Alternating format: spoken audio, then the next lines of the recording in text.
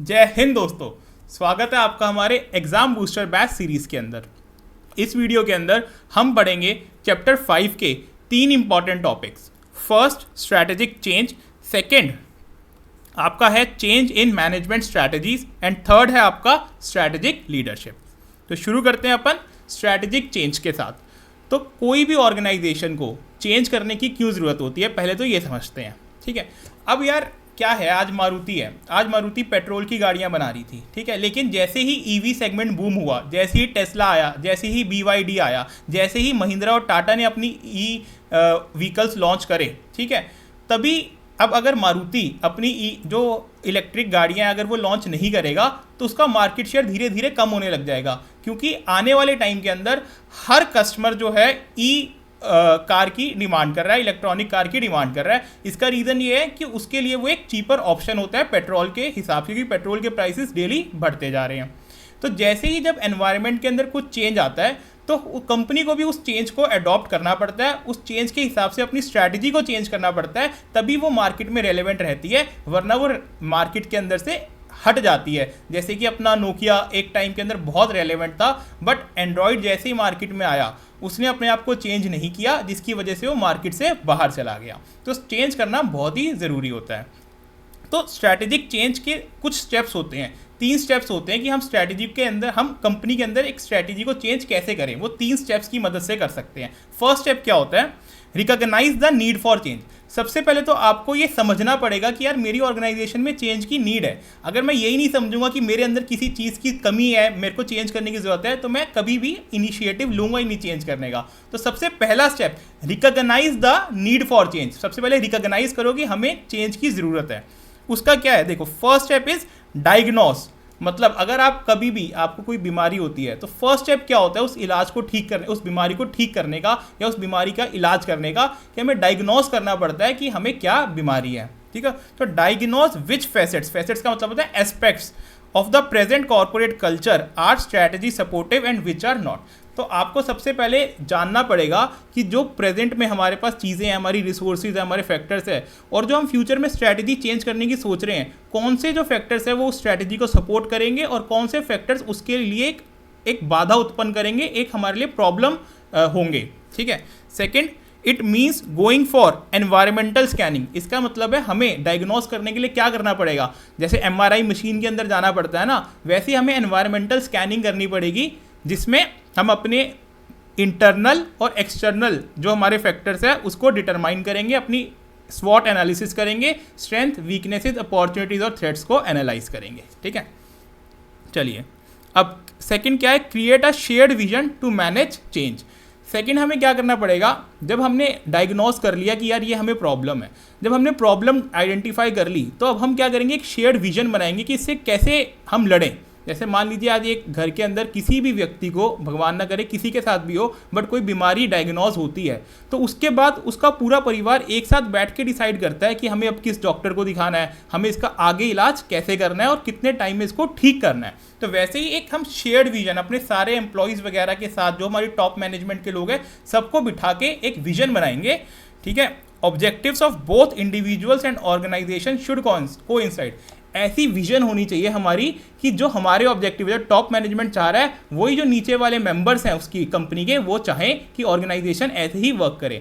ऐसा ना हो कि हम चाह रहे हैं कि हम बिल्कुल चेंज कर दें और नीचे वाले एम्प्लॉयज़ कह रहे हैं यार हम नहीं चाह रहे ये चेंज हो, जैसा चल रहा है वैसे ही चलता रहने दो। हमें एक ऐसी विजन बनानी चाहिए जो हमारी और हमारे एम्प्लॉयज़, हमारे मेंबर्स के बीच में कॉन्फ्लिक्ट पैदा ना करे, एकदम मिलती जुलती हो।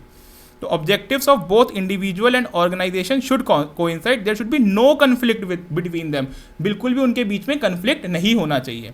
Senior managers need to constantly and consistently communicate the vision to all the organisation members. तो जितने भी ऑर्गेनाइजेशन के मेंबर्स हैं, जितने भी लोग हैं ऑर्गेनाइजेशन में, जो सीनियर मैनेजमेंट होगा, वो उनको बार बार समझाएगा, उनको एकदम ऐसा कर देगा कि यार देखो यही हमारे लिए ज़रूरत है, वरना हमारी कंपनी बंद हो जाएगी और आपको भी उससे बहुत नुकसान होगा। The actions taken to have to be credible, highly visible and unmistakably indicative of management seriousness to new strategic initiatives and associated changes. जो हम एक्शंस ले रहे हैं वो बहुत ज़्यादा क्रेडिबल होने चाहिए और अच्छे से दिखने चाहिए कि हम सही में चेंज करना चाह रहे हैं। ये नहीं है कि ऊपर ऊपर से हमें लगे कि बस ये तो यार बोलने के लिए कहते हैं चेंज, लेकिन ये तो अभी भी वैसे के वैसे ही चला रहे हैं अपना धंधा। जो हम चेंज की बातें करें वो दिखनी चाहिए कि हम सही में चेंज करना चाहते हैं। नाउ इंस्टीट्यूशनलाइज द चेंज, यानी कि अब चेंज असली में करने की बारी आई। अभी तो हम ऊपर बातें कर रहे थे कि हमारा डायग्नोस करेंगे, फिर हम उसके बाद शेयर्ड विजन बनाएंगे। अब असली में हम चेंज को करेंगे और हम उसको एनालाइज करेंगे कि हमारा कितना चेंज हो रहा है और कितना चेंज नहीं हुआ। तो क्या है, this is basically an action stage, ये एक एक्शन स्टेज, अब करने की बात आ गई, which requires implementation of change strategy. Change process must be regularly monitored and reviewed to analyse the after effects of change. ठीक है ना, चेंज का जो प्रोसेस है वो रेगुलरली मॉनिटर करना चाहिए ताकि हमें पता चले कि चेंज करने के बाद क्या इफेक्ट्स हो रहे हैं। कि भाई एक अगर व्यक्ति बीमार है तो जब हमने उसको दवाई दे दी तो अब हम उसको मॉनिटर करेंगे कि वो ठीक हो भी रहा है या नहीं हो रहा।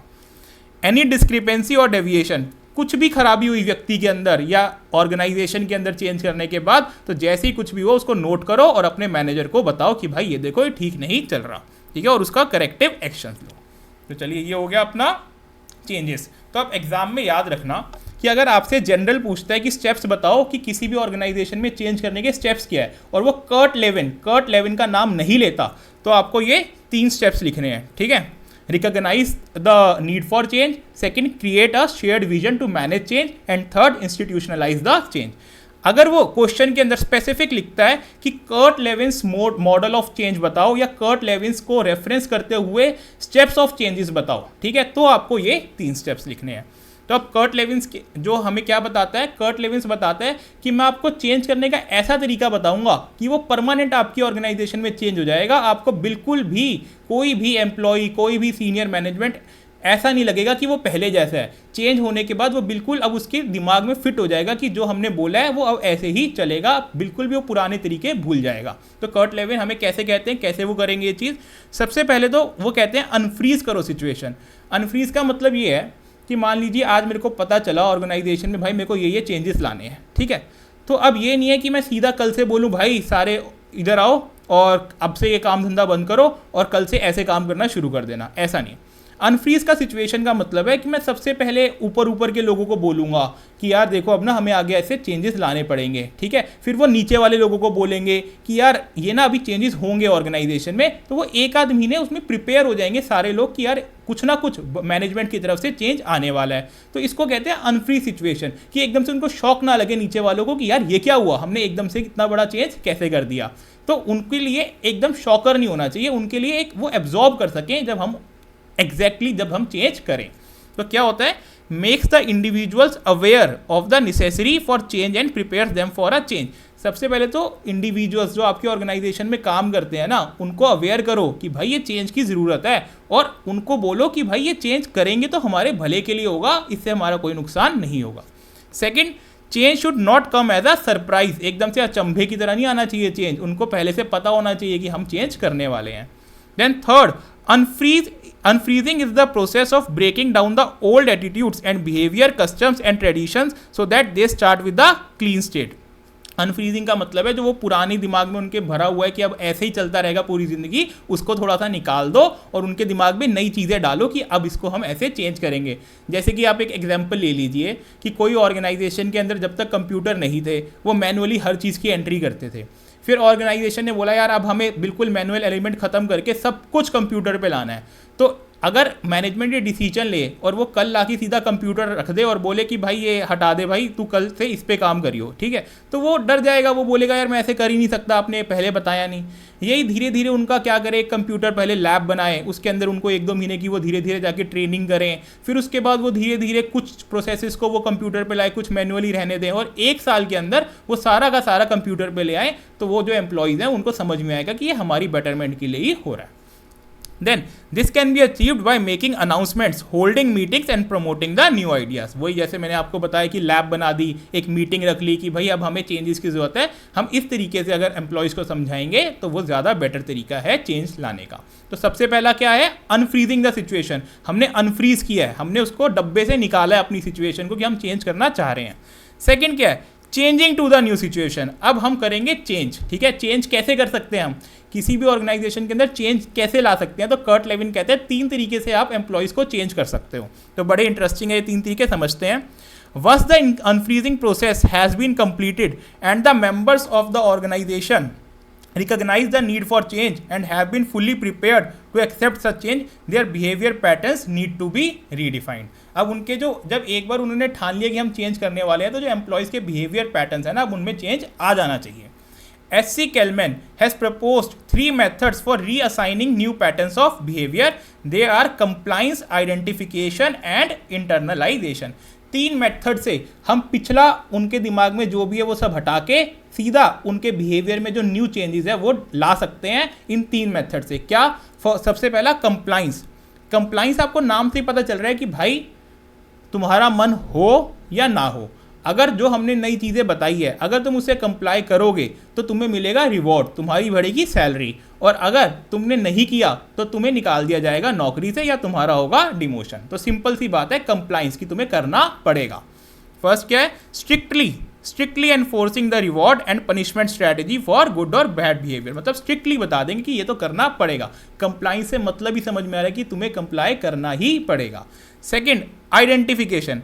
आइडेंटिफिकेशन का मतलब है हम एक रोल मॉडल लाके खड़ा कर देंगे उनके सामने कि भाई इसके जैसा बनो। भाई अभी तुम्हारी छोटी सी कंपनी है, हमें तो रिलायंस बनना है, ठीक है ना, तो रिलायंस में जैसे काम हो रहा है तुम्हें भी वैसा करना पड़ेगा। तो एक रोल मॉडल लाके उनके पास खड़ा कर देंगे ताकि उनको ज़्यादा फोर्स ना करना पड़े, उनको खुद ही पता हो कि हमें उसके जैसा काम करना है तो हमें इतना काम करना पड़ेगा। तो identification occurs when members are psychologically impressed upon to identify themselves with some given role model. एक मैनेजर को मैंने बोल दिया कि भाई देख वो 2 करोड़ की सैलरी ले रहा है और वो ऐसे ऐसे काम करता है, अगर तेरे को भी फ्यूचर में 2 करोड़ की सैलरी लेनी है तो तेरे को वैसे काम करना पड़ेगा। तो वो अपने आप ही उसके लिए जब रोल मॉडल आ गया और उसको पता चल गया कि यार मैं वैसे काम करूंगा तो मेरी भी सैलरी उतनी हो जाएगी, तो उसको खुद से अब बाहर से मोटिवेट करने की जरूरत है ही नहीं, वो खुद से ही इनिशिएटिव लेगा। And third, internalisation. इंटरनलाइजेशन का मतलब है उनको अब तुम अंदर से लगना चाहिए कि यार मेरे को चेंज की ज़रूरत है, उनको अब बाहर से उनको बस ये बोलो कि भाई तुम सब कुछ कर सकते हो, तुम्हारे पास कैपेबिलिटी है ये चेंज को अडॉप्ट करने की, उनके अंदर एक जज्बा पैदा कर दो कि वो किसी से कम नहीं है और वो ये सब कुछ अचीव कर सकते हैं। Internalisation involve some internal changing of the individual thought process, मतलब उनके अंदर जो दिमाग में चल रहा है उसको चेंज करना कि भाई तुम उनको बार बार याद दिलवाना that you can do it in order to adjust to the changes introduced. They given freedom to learn and adopt new behavior in order to succeed the new set of circumstances। ये बहुत ही important है आपके exam perspective से। कोई भी case scenario question आता है तो उसमें पूछा जाता है कि भाई कर्ट लेविन को मतलब उसको रेफर करते हुए बताओ कि किसी भी ऑर्गेनाइजेशन के अंदर हम कैसे इंश्योर करें कि चेंज हो ही जाए एम्प्लॉयज़। तो उसके ये 3 होते हैं, एक compliance, second identification and third internalisation. चलिए लास्ट है रीफ्रीजिंग। रीफ्रीजिंग मतलब जब हमने अनफ्रीज किया था तो सब हेवाई हो गया था, अब दोबारा से भाई फ्रीज कर दो, जब नई सिचुएशन आ गई है तो वो दोबारा चेंज ना हो सके उसको फ्रीज कर दो। फ्रीज कैसे करेंगे?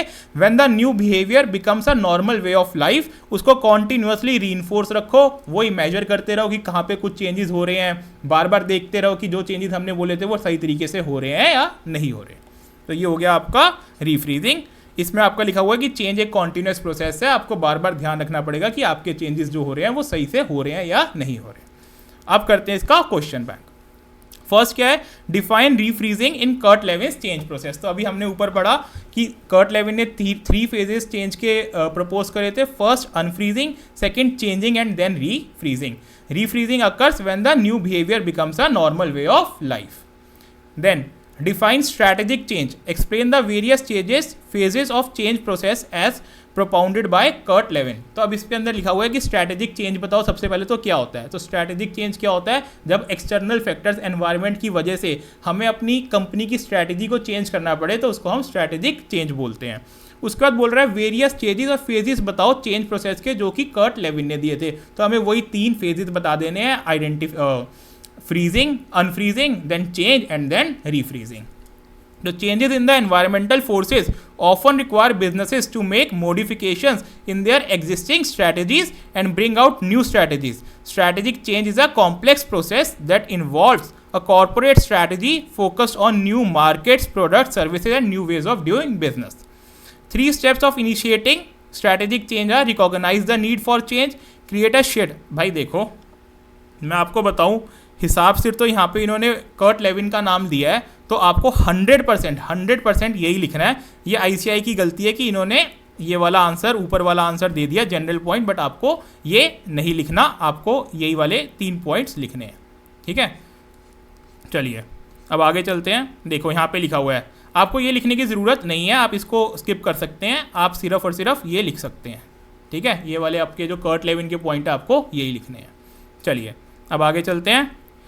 Doctor Radhika has been a running nursing home. अच्छा, डॉक्टर राधिका एक नर्सिंग होम को रन कर रहे हैं 22 ईयर्स से, and has gained enormous name in benevolence in Balram district. एक डिस्ट्रिक्ट में अब उनका अच्छा खासा नाम हो गया है.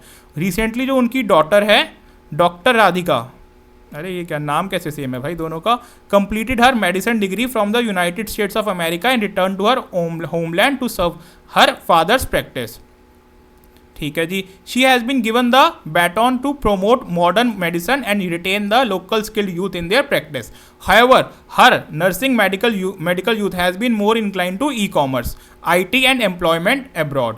तो भाई ये कह रहे हैं कि एक डॉक्टर है जिनको अपना क्लिनिक चल रहा था मस्त अच्छे तरीके से, उनकी जो बेटी है वो बाहर से US से पढ़ के आई और उन्होंने बोला कि अब जो है हम यहाँ पे आके अपना अपना काम संभालेंगे. तो उनका मेजर कंसर्न क्या हो रहा है, जो उनका नर्सिंग स्टाफ है, ठीक है, अब वो ज़्यादा इंक्लाइंड हो रहा है, जो उनका एम्प्लॉय वाला यूथ है, जो लोकल स्किल्ड यूथ है, वो अब कह रहे हैं कि यार हम तो बाहर जाएंगे, हम मतलब IT सेक्टर में जाएंगे, तो उनके लिए बड़ा एक मुश्किल हो रहा है कि वो अपने यूथ को अपनी एक तरह से नर्सिंग होम के अंदर वो रिटेन कर सकें. तो वो उसका बिहेवियर कैसे चेंज करें, तो इसका वही आंसर आएगा जो कर्ट लेविन ने 3 चीज़ें बताई थी, compliance, then second institutionalise and third internalisation.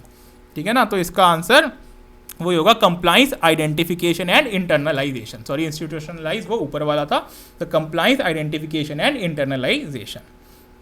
चलिए, discuss 3 methods for reassigning new patterns of behavior as proposed by SC Kelman. SC Kelman ने क्या बोला कि भाई 3 तरीके से हम एम्प्लॉयज़ के बिहेवियर पैटर्न्स को अच्छी तरीके से चेंज कर देंगे. क्या? दोबारा से, कंप्लाइंस, आइडेंटिफिकेशन एंड इंटरनलाइजेशन. तो देख रहे हो आप ये 3 कितने इंपॉर्टेंट हैं. चलिए, अब कनेक्ट ग्रुप है one of the leading makers of mobile handset still a few years ago. भाई ये नोकिया है जो थोड़े टाइम पहले तक बहुत बढ़िया मार्केट लीडर था. Connect Group didn't adapt to the current market trends which eventually lead to its downfall. भाई नया इसने एंड्रॉइड नहीं लिया नोकिया ने, तो इसका डाउनफॉल हो गया. Which would have helped connect to change, adapt and survive. Explain the steps to initiate the change. अब देखो यहाँ पे कर्ट लेविन की बात नहीं हुई है. अगर कर्ट लेविन की बात नहीं हुई है तो हम अपने जनरल स्टेप्स लिखेंगे. ठीक है ना, जनरल स्टेप्स क्या थे? Recognise the need for change, creating a shared vision to manage change, and third institutionalise the change. ये जो 3 पॉइंट्स है अब हम यही लिखेंगे.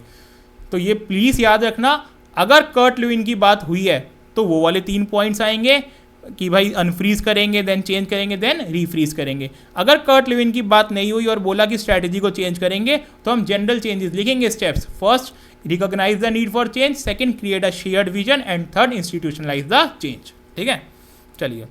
अब glassware limited is about to go through a significant restructuring. The strategic change involves moving from a decentralized to a centralized structure. This will help Glassware avoid duplication of support activities and lower its cost. The management have held the first staff brief meeting which they went to great lengths and explained the change was necessary to equip the. ये कहीं ना कहीं unfreezing से याद नहीं आ रहा कि उसने पहले अपनी एक मीटिंग रखी जिसके अंदर उसने बोला देखो देखो हम चेंज करना चाह रहे हैं, थोड़ा सा ध्यान दो. ठीक है, तो कहीं ना कहीं आपको नहीं लग रहा यार ये अनफ्रीज कर रहे हैं सिचुएशन को जो वो चेंज ला रहे हैं. ठीक है, तो अब ये आपसे क्या पूछ रहा है? Identify and explain the current stage of glassware limited from lens 3 stage model. तो करंट स्टेज क्या है भाई? ये अनफ्रीज करने का अभी ट्राई कर रहे हैं, सिर्फ और सिर्फ अभी इन्होंने अपना धमाका खोला है, कि अपना बॉक्स खोला है कि भाई देखो हम ये चेंज करना चाहते हैं. ठीक है, तो इसका क्या आंसर है? Unfreeze the situation. चलिए, अब एक छोटा सा टॉपिक है, change management strategies for digital transformation. ठीक है, अगर किसी भी कंपनी को चेंजेस लाने हैं, ठीक है, तो सबसे अच्छी बेस्ट प्रैक्टिसेस क्या होती है उस चेंज को मैनेज करने की. ठीक है, तो सबसे पहले तो हम समझते हैं चेंज मैनेजमेंट का मतलब क्या होता है. चेंज मैनेजमेंट का मतलब ये नहीं होता कि हम मैनेजमेंट को चेंज कर रहे हैं। चेंज मैनेजमेंट का मतलब होता है कि जो हम चेंज लाना चाह रहे हैं ऑर्गेनाइजेशन के अंदर, उसको मैनेज कैसे करें। भाई आज मैंने बोल तो दिया कि मैं अपनी ऑर्गेनाइजेशन के अंदर पूरे मैनुअल रिकॉर्ड्स खत्म कर दूंगा और उसको पूरा डिजिटलाइज कर दूंगा, लेकिन अगर इस दौरान मेरे मैनुअल रिकॉर्ड्स भी खत्म हो गए और वो डिजिटलाइज भी नहीं हो पाए, तो मेरे को तो अपना धंधा बंद करना पड़ जाएगा। भाई मैं तो काम ही नहीं कर पाऊंगा। मेरे पास अगर रिकॉर्ड्स गुम हो गए, मान लो स्कैनिंग वगैरह अभी ढंग से नहीं हुई, या स्कैन करके मैंने अपने मैनुअल रिकॉर्ड्स को ढंग से रखा नहीं, और वो जो स्कैन वाले थे वो मान लो मेरे उड़ गए सर्वर से, ठीक है, तो मेरा तो धंधा बंद हो जाएगा। तो हम जो चेंज लाना चाह रहे हैं उसको मैनेज करें पहले, तो कि हम उस चेंज को करेंगे कैसे, ढंग से उसको मैनेज कैसे करेंगे, और फिर हम चेंज लाएंगे, तो ही वो हमारे लिए बेनिफिशियल साबित होगा। तो change management is the process of planning. पहले प्लान करेंगे, फिर इंप्लीमेंट करेंगे, एंड उसके बाद मॉनिटर करेंगे चेंजेस इन द ऑर्गेनाइजेशन। ऐसा ना हो कि भाई मैं जैसे ही डिजिटलाइज करूं कभी सर्वर नहीं चल रहा, कभी कुछ नहीं चल रहा, जिसकी वजह से मेरे ऑपरेशंस डेली हैम्पर हो रहे हैं। It provides organisations in achieving their objectives while reducing risk and disruptions. 5 best practices for managing change in small and medium size businesses are. 5 best practices कौन सी हैं मैनेज करने की चेंज को? पहला, it should be begin at top. मतलब जो change है सबसे पहले जो ऊपर वाले लोग हैं उनको अपने अंदर लाना पड़ेगा, उनको सोचना पड़ेगा कि हमारी ऑर्गेनाइजेशन में चेंज होके रहेगा, ठीक है।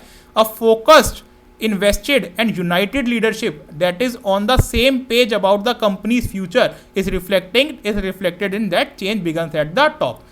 जब आपके प्रोमोटर्स, सीईओ, बड़े बड़े जो आपके मैनेजर्स हैं वो ये समझ लेते हैं कि यार ये तो ऑर्गेनाइजेशन में चेंज होना ही चाहिए, और वो एक पेज पे आ जाते हैं, एक उनका मत बन जाता है, तो जब जो चेंज आता है ऑर्गेनाइजेशन में वो समझ में आता है कि भाई ये ऊपर से आया है, फिर कोई दुनिया की ताकत कोशिश नहीं कर सकती कि उस ऑर्गेनाइजेशन में चेंज ना आए। Second, ensure that the change is both necessary and desired. Ensure करें कि ये जो चेंज हो रहा है ये बहुत नेसेसरी है और हम चाहते हैं ये चेंज करना। The company should assess its current state and identify areas where digital transformation can add value. It's important to involve employees in this process. Then reduce disruption. Employees' perceptions of change can vary, so it's important to minimize disruption. This can be done by communicating clearly about the change, providing training and support for employees, and empowering change agents.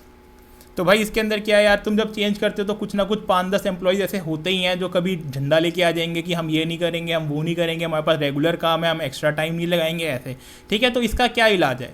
इसका इलाज ये है कि जो भी आपका manager है वो इतना सख्त हो कि भाई अगर वो नहीं कर रहे तो उनको डंडा मारे, और अगर उनको प्यार से करवा सकता है तो उनसे प्यार से काम करवा ले, ठीक है। तो अवॉइड डिसरप्शन, जितनी भी डिसरप्शन हो उसको अवॉइड करनी चाहिए। तो इसको करने के क्या तरीके होते हैं? Getting the word out clearly and preparing some interruption. Preparing for some interruption मतलब जैसे ही कुछ चेंज आने वाला होता है तो पहले से ही प्रमोटर्स को एक बार सभी एम्प्लॉयज़ को बोल देना चाहिए कि भाई देखो ये चेंज कर रहे हैं, इसमें इंटरप्शन होगी तो अपना ध्यान रखना। Second, giving staff members the knowledge and tools they need to adjust to change. उनको पहले से ही बता दो कि भाई थोड़ा सा तुम ऐसे प्रिपेयर करोगे अपने आप को तो ईजिली तुम्हारे लिए रहेगा। Creating an environment that encourages transformation और change. Empowering change agents to provide context and clarity for changes such as project managers और टीम लीडर्स। जो चेंज में सबसे ज़्यादा हेल्प कर रहे हैं उनको एम्पावर करो ताकि वो बता सके और अथॉरिटी से चेंज करवा सकें। And ensuring that IT department is informed of changes in technology or infrastructure and is prepared to support them। तो सबसे ज़्यादा इंपॉर्टेंट जब भी कोई कंपनी के अंदर डिजिटलाइजेशन हो रही होती है तो उसका IT सपोर्ट टीम होती है वो सबसे ज़्यादा इंपॉर्टेंट होती है, क्योंकि वो एक जो बाहर की टीम जो आपकी चेंज करवा रही है और जो इंटरनल IT की टीम है वो दोनों मिलकर जब तक काम नहीं करेंगे तब तक वो चेंज फ्रूटफुल नहीं हो पाएगा। देन एनकरेज कम्युनिकेशन, आपको कम्युनिकेशन एनकरेज करनी चाहिए। और second, recognise that change is the norm not the exception. इनको बोलना चाहिए भाई चेंज तो नॉर्मल एक्टिविटी है, कोई ये नहीं है कि हम आज चेंज कर रहे हैं कल चेंज नहीं होगा। आप इसको मान के चलो कि आपका रूटीन काम है, जो भी चेंजेस आएंगे वो तो आपको करने पड़ेंगे ही। तो ये बेस्ट पॉसिबल वेज है चेंज करने के किसी भी ऑर्गेनाइजेशन में। चलिए अब इसका एक ही क्वेश्चन आया हुआ है।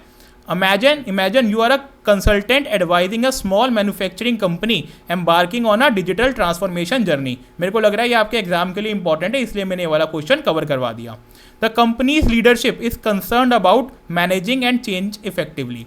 Using the best practice for managing change in small and medium size businesses, outline a strategy to help the company navigate this transformation successfully. तो भाई स्मॉल एंड मीडियम एंटरप्राइजेस के लिए 5 स्ट्रैटेजीज है, इसको याद कर लो और इसी को अपने को क्वेश्चन में लिखना है आंसर। तो सबसे पहले है begin at the top, ensuring that the change is necessary and desired, reduce disruption, encourage communication, recognise that change is in the norm. चलिए अब इस चैप्टर का इंपॉर्टेंट टॉपिक आ जाता है स्ट्रैटेजिक लीडरशिप। स्ट्रैटेजिक लीडरशिप होती क्या है भाई, पहले तो हम ये समझते हैं। Strategic leadership sets the firm direction by developing and communicating vision, formulating strategies in the light of internal and external environment, brings about change required to implement strategies and inspire the staff to contribute to strategy execution। strategic leadership होती है जो firm को direction करती है और help करती है उसका एक विजन बनाने में, उसको स्ट्रैटेजीज बनाने में, अपनी इंटरनल और एक्सटर्नल एनवायरनमेंट को ध्यान में रखते हुए चेंजेस लाने के लिए और उसको इम्प्लीमेंट करने के लिए कंपनी में, वो है स्ट्रैटेजिक लीडरशिप का काम। Managers have 5 leadership roles to play in pursuing for good strategic execution. ये एग्जाम में आ जाता है कि भाई बताओ मैनेजर्स के क्या 5 रोल्स हैं एक स्ट्रैटेजी एग्जीक्यूशन में। तो क्या क्या होते हैं? सबसे पहले staying on top of what is happening, मतलब जो भी हो रहा है सबसे ऊपर रहने का मतलब होता है सबसे हमें ज़्यादा पता होना चाहिए कि क्या हो रहा है, मतलब हमें एक एक पहले से पता होना चाहिए कि कल क्या होने वाला है, परसों क्या होने वाला है। ये नहीं है कि कोई नीचे वाला बंदा कर दे और आपको पता ही नहीं कि भाई वो क्या कर रहा है। क्लोजली मॉनिटरिंग द प्रोग्रेस, मतलब जैसे जैसे काम हो रहा है उसको बार बार बारीकियों से देखो कि सही हो रहा है या नहीं हो रहा। And solving out issues and learning what obstacles lie in the path for good execution. Then promoting a culture of esprit de corps. Esprit de corps का मतलब होता है लॉयल्टी, प्रमोट करो कल्चर, लॉयल्टी का कल्चर प्रमोट करो। That mobilises and energise organisational members to execute strategy in a competent fashion and perform at a high level. Then keeping the organisation responsive to changing conditions. इसका क्या मतलब है? Keeping the organisation responsive to changing conditions, यानी कि अगर बार बार organisation को कुछ change करने की जरूरत पड़े तो हमें ऑर्गेनाइजेशन को रिस्पॉन्सिव बनाना है, उसको एडामेंट नहीं बनाना कि भाई स्टैटिक नहीं बनाना उसको कि जल्दी भी कुछ भी चेंज आएगा तो हम परेशान हो जाएंगे, ऑर्गेनाइजेशन में चेंज होने ही नहीं देंगे। हमें उसको रिस्पॉन्सिव बनाना है कि जैसी चेंज की जरूरत पड़े हम फटाफट से चेंज कर दें। जैसे मान लीजिए आपकी जीएसटी टीम है आपकी ऑर्गेनाइजेशन में, जैसी कोई अमेंडमेंट आई उन्होंने अपना सिस्टम उस हिसाब से डेवलप कर दिया विद इन वन डे और 2 डे, तो वो एक रिस्पॉन्सिव ऑर्गेनाइजेशन आपने बनाई है। देन एक्सरसाइजिंग एथिकल लीडरशिप, ठीक है, आपको एथिकल लीडरशिप एक्सरसाइज करनी चाहिए। एंड पुशिंग करेक्टिव एक्शंस, यानी कि अगर कुछ भी प्रॉब्लम हो तो उसको ठीक करने के लिए करेक्टिव एक्शंस आपको तभी लेने हैं to improve strategy execution and overall strategic performance. चलिए, a strategic leader has several responsibilities including the following. तो भाई स्ट्रैटेजिक लीडर की क्या रिस्पॉन्सिबिलिटी होगी? वो विजन बनाता है, वो स्ट्रैटेजीज बनाता है, वो करेक्टिव एक्शन लेता है, वो रिस्पॉन्सिबल है एक रिस्पॉन्सिव ऑर्गेनाइजेशन बनाने के लिए। ठीक है, तो सबसे पहले क्या है? Making strategic decision, formulating policies and action plans to implement strategic decision, ensuring effective communication in the organisation, managing human capital, managing change in the organisation. तो इसमें से कोई भी आप 3-4 याद कर लो एग्जाम के लिए। चलिए, अब ये है आपका एग्जाम के लिए सबसे ज़्यादा इंपॉर्टेंट क्वेश्चन जो बार बार आपसे पूछा जाता है और केस सिनेरियो के बेसिस पे भी पूछा जाता है। तो ये बताते हैं 2 अप्रोचेज होती हैं लीडरशिप की, एक ट्रांसफॉर्मेशनल लीडरशिप होती है और एक ट्रांजैक्शनल लीडरशिप होती है। ट्रांसफॉर्मेशनल लीडरशिप क्या होती है? ट्रांसफॉर्म करना, मतलब हम अपने आप को ट्रांसफॉर्म कर रहे हैं, ठीक है ना। और ट्रांजैक्शनल होता है कि हम एक तरह से किसी के ऊपर दबाव डाल रहे हैं चेंज करने के लिए। ट्रांसफॉर्म का मतलब होता है हम उसको ऐसा चेंज कर रहे हैं कि वो खुद से अच्छा काम करे। एक लीडर अच्छा वही माना जाता है जो एम्प्लॉय को बिना फील हुए कि उसके ऊपर एक लीडर बैठा हुआ है, उसके ऊपर एक मैनेजर बैठा हुआ है, उससे अच्छा काम निकलवा ले। तो ट्रांसफॉर्मेशनल का क्या मतलब होता है कि भाई वो यूज़ करता है अपना करिश्मा, अपना enthusiasm to inspire people and exert them for good for the organisation. मतलब आज मैं बिना किसी पे प्रेशर डाले सिर्फ उसको बातों से इतनी अच्छे बातें करूं मैं उससे कि वो खुद ही खुद मोटिवेट हो जाए मेरे लिए, मेरा काम करने के लिए, तो उसको मैं कहूँगा मैं ट्रांसफॉर्मेशनल लीडर हूँ। ठीक है, transformational leadership style may be appropriate in turbulent environment in industries at the very start or end of their life cycles, in poorly performing organizations when there is a need to inspire company to embrace major changes। इसमें ऐसा क्यों लिखा है? देखो, आपको transformational कब बनने की ज़रूरत पड़ती है? जब आपको पता है कि अगर मैंने इसको डांटा तो भाई ये छोड़ के चला जाएगा, इस वक्त मेरी हालत इतनी पतली है, मेरी ऑर्गेनाइजेशन में इतने चेंजेस हो रहे हैं, मेरे को पता है कि इसको बहुत ज़्यादा काम करना पड़ रहा है इस वक्त, अगर मैंने इस बार इसको अब समझाया नहीं, अच्छे से इससे बात नहीं करी, तो ये छोड़ के चला जाएगा। तो इसको समझाना ज़रूरी है कि भाई ये जो तू काम कर रहा है ना इस ऑर्गेनाइजेशन में, वो तू अपने बेनिफिट के लिए कर रहा है, तेरे को इतनी लर्निंग मिल रही है। आपने अपने मैनेजर से सुना होगा अगर आप वर्क करते हो कि जब भी कोई टेढ़ा मेढ़ी सिचुएशन आती है ऑर्गेनाइजेशन में, तो वो बोलते हैं भाई यही तो एक्सपीरियंस सीख रहा है तू जिंदगी के अंदर, यही तो तेरे को फ्यूचर में बड़ा बनाएगा, ठीक है, यही तो तेरे सीवी में ऐड करेगा तेरे को। जब भी वो ऐसी बातें करें तो समझ लेना वो ट्रांसफॉर्मेशनल लीडरशिप है। और जब भी वो आपसे ऐसे बोलें कि भाई देख 1 साल के अंदर तेरा अप्रेजल होगा, अभी तू मेरे साथ पैसे फालतू मांगने आया तो मैं अभी तो तेरे को दे नहीं सकता, या तेरे आपसे बोलें कि भाई देख 10 से 8 तेरे को काम करना पड़ेगा, तेरा मन करे या ना करे इतना तो काम करना पड़ेगा, ये तो आपका नॉर्म है एक ऑर्गेनाइजेशन का। जब वो ऐसी बात करे तो मानना वो ट्रांजैक्शनल लीडर है, ठीक है। ज़्यादातर देखा जाता है कि अगर बिग 4 वगैरह में होते हैं तो वहाँ पे ट्रांजैक्शनल लीडर्स होते हैं, क्योंकि वहाँ पे सिस्टम पहले से बना हुआ होता है। और ये जो स्टार्टअप्स होते हैं छोटे छोटे, जिनको एम्प्लॉयज़ नहीं मिलते जल्दी से काम करने के लिए, या छोटी सीए फर्म्स होती है जिनको जल्दी से आर्टिकल नहीं मिलते, वहाँ पे ट्रांसफॉर्मेशनल होता है। वहाँ पे बार बार आर्टिकल को यही बोला जाता है कि भाई देख तू हर वैरायटी का काम सीख रहा है, तेरे लिए फ्यूचर में अगर तेरे को खुद की प्रैक्टिस करनी है तो तू बिग 4 जाके क्या करेगा, तो यहाँ पे काम कर। तो ट्रांसफॉर्मेशनल लीडर हमेशा वहाँ पे काम करता है जहाँ पे आपकी चैलेंजिंग एनवायरनमेंट हो, जहाँ पे अभी आपकी टर्बुलेंट एनवायरनमेंट चल रही हो और पुअर परफॉर्मिंग ऑर्गेनाइजेशन हो। Transformational leaders offer excitement, vision, intellectual stimulation and personal satisfaction. भाई कल को अगर अपना काम करना है तो तेरे को प्रैक्टिस मिड साइज फर्म में ही करनी पड़ेगी। They inspire involvement in a mission, giving followers a dream or vision of higher calling so as to elicit more dramatic changes in the organizational performance. Such a leadership motivates followers to do more than originally expected to do by stretching their abilities and increase their self-confidence. वो आपको एक CA एक article को बार बार ये बोलता रहता है भाई तू कर सकता है, तो ये तो खुद ही जाके निपटाएगा अपने असेसिंग ऑफिसर के पास ये वाला केस, मेरे को जाने की ज़रूरत नहीं है इस काम के लिए, ये तो तेरे अकेले का काम है, मैं जाके क्या करूँगा। जब वो ऐसी बातें करे तो समझ लेना वो ट्रांसफॉर्मेशनल लीडर है। वो आपको कह रहा है अपनी एबिलिटीज़ को स्ट्रेच करो, मेरे फायदे के लिए अपना सेल्फ कॉन्फिडेंस बढ़ाओ, ठीक है। तो ये होता है ट्रांसफॉर्मेशनल लीडर।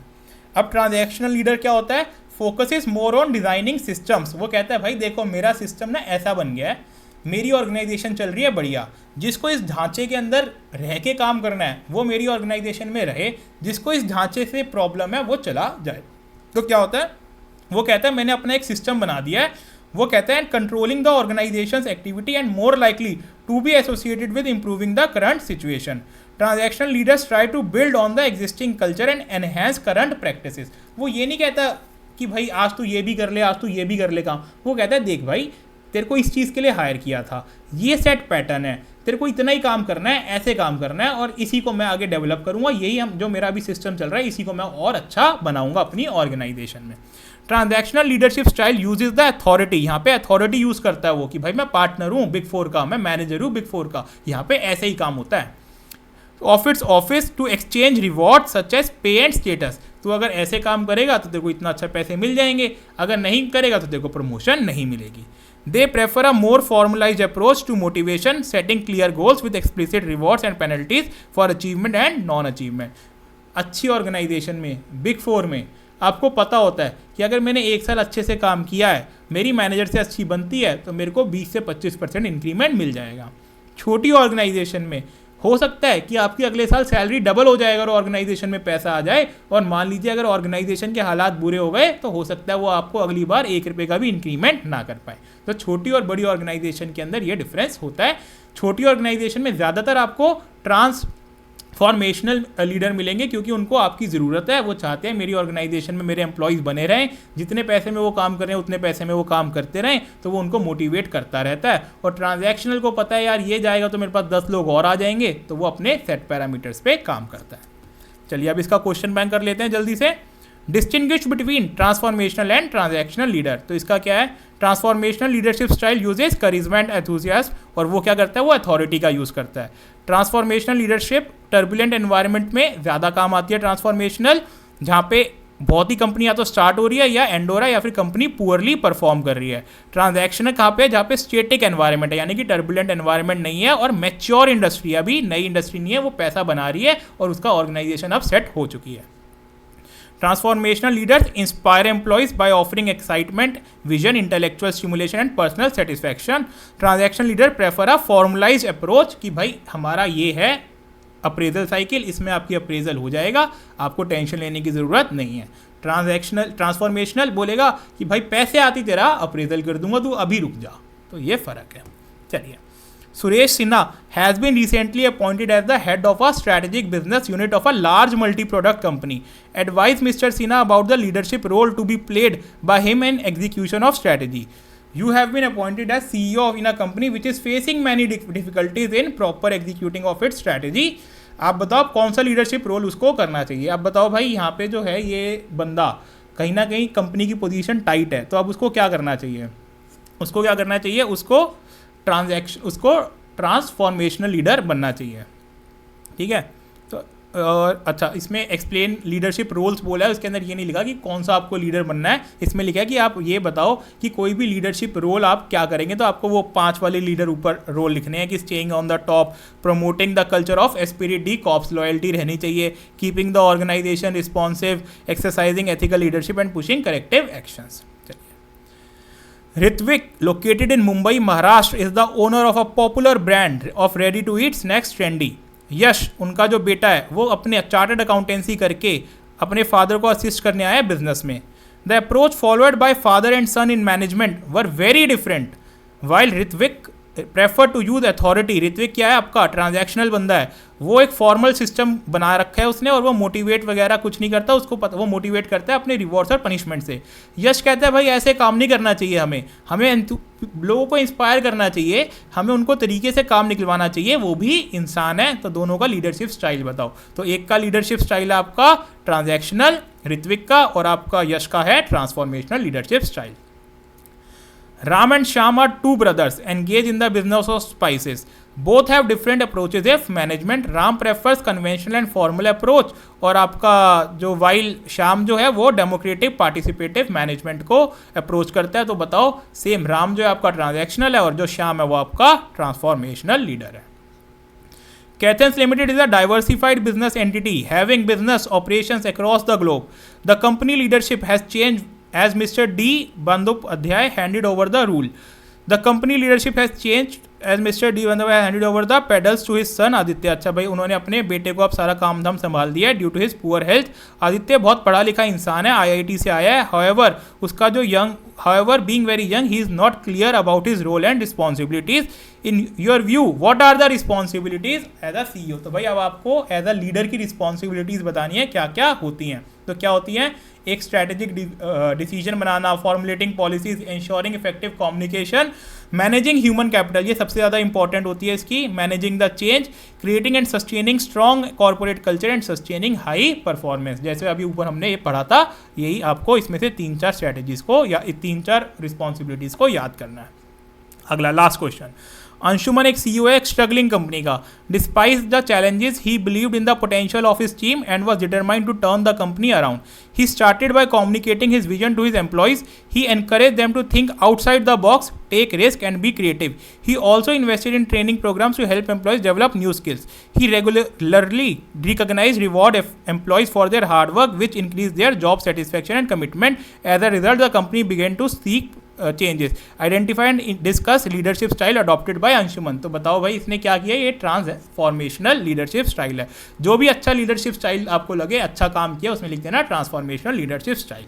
ठीक है, तो यहाँ पे लिख दिया कि ये ट्रांसफॉर्मेशनल लीडरशिप स्टाइल है. तो ये आपके हो गए क्वेश्चन सारे कवर, ये आपके टॉपिक्स कवर हो गए. तो ये अगर आपको नोट्स चाहिए तो आप मेरे टेलीग्राम ग्रुप से ले सकते हैं, जिसका मैं लिंक आपको डिस्क्रिप्शन बॉक्स में दे दूंगा. आशा करता हूँ कि ये आपको वीडियोस बहुत हेल्पफुल रह रही होंगी. तो keep working hard, keep studying hard. Bye bye, all the best.